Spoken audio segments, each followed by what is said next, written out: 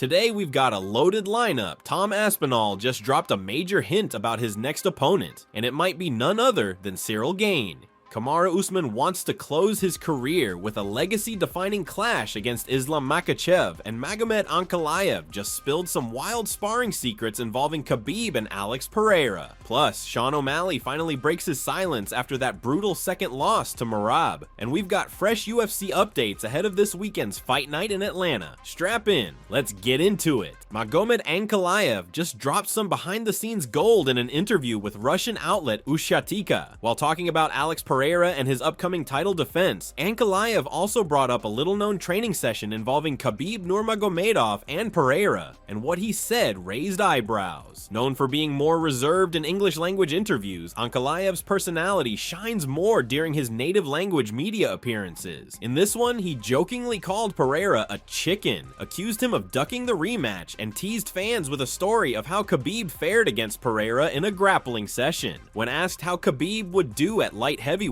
Ankalaev said, "I saw him control Corey Anderson and I wasn't surprised. If Khabib can bring opponents into his grappling world, he can thrive even at 205. I've seen what happened with Pereira firsthand. He got dominated. I won't give all the details, but trust me, when a top-level grappler gets Pereira down, he's in big trouble." Though he didn't go deep into the details, Ankalaev made it clear, if Khabib wanted to, he could absolutely handle Pereira in a fight. In his latest YouTube appearance with Paddy Pimblett, Tom Aspinall gave fans an update on his fighting future, and he didn't hold back. Doubling down on his stance, Aspinall made it clear that the Jon Jones chapter is closed. According to Tom, Jones is essentially retired, and there's no point dwelling on it anymore. Instead, he's focused on what's next, and hinted that a fight announcement is right around the corner. If it's not Jon Jones, all signs are pointing towards Ciryl Gane as the next opponent, and stylistically, that's a banger of a matchup.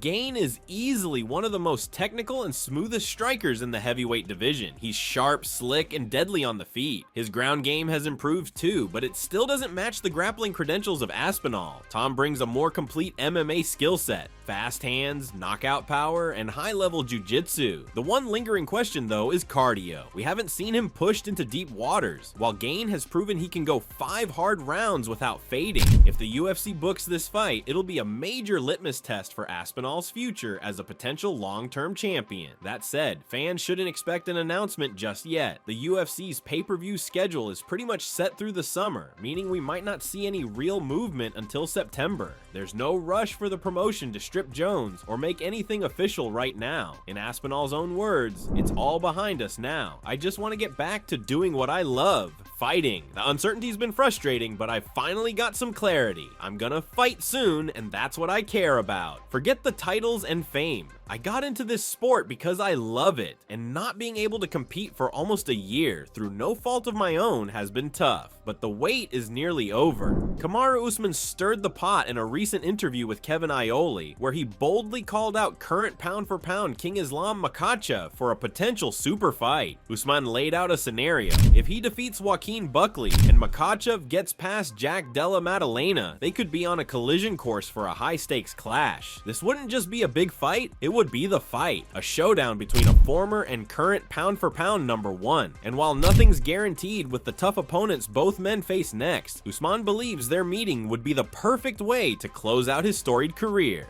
Even if he's past his prime physically, Usman's name still commands respect. His elite wrestling and championship resume would be a unique test for Makhachev, who's been steamrolling the lightweight division and is now setting his sights on welterweight. Usman said, "Islam's done everything right and earned his spot. I'm excited for the challenge. Lightweight to welterweight. This is the most exciting part of the sport. I might have had mixed feelings about him moving up before, but now I welcome it. Pound for pound king versus former king. That's blockbuster stuff. One more epic fight before I sail off."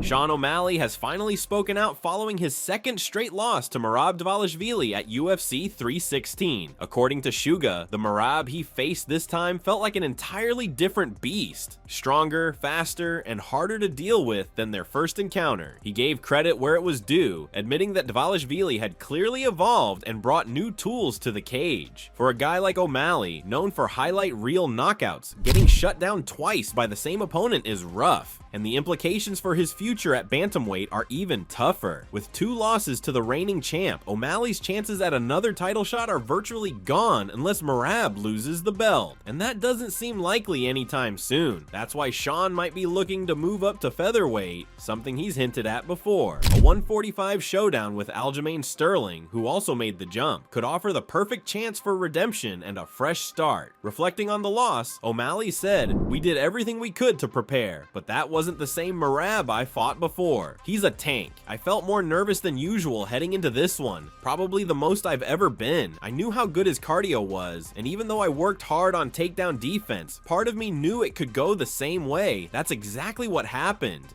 As we gear up for this weekend's UFC Fight Night in Atlanta, let's go over the latest updates from the world of UFC.